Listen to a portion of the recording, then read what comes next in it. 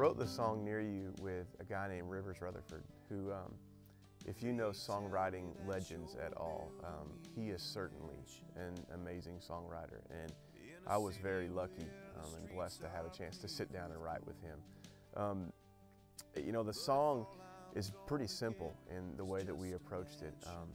I grew up listening to a lot of church music, and my parents, you know, I went to church ever since I can remember, and was familiar with a lot of songs about God, and in particular about heaven. And a lot of those songs about heaven talked about stuff like mansions on a hilltop somewhere. And I thought, man, that's good, but as I grew older, I felt like there was something odd about that what we had to look forward to in heaven is just this big house sitting on a hill somewhere.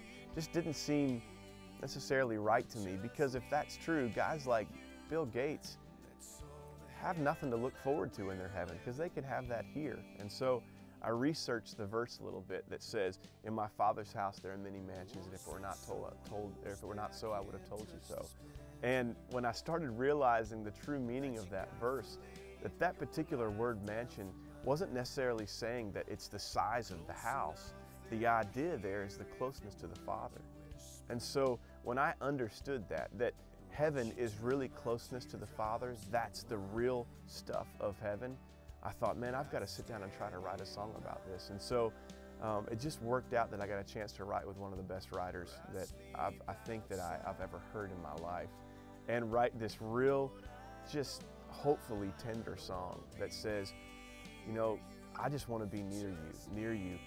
You don't need to waste all that space on me. I just want to be near you, because you're all the heaven that I'll ever need. And so hopefully we can get that tiny little message across that, man, heaven is so much more than stuff, than a house, than things that we could have here on earth. It's about being close to Jesus.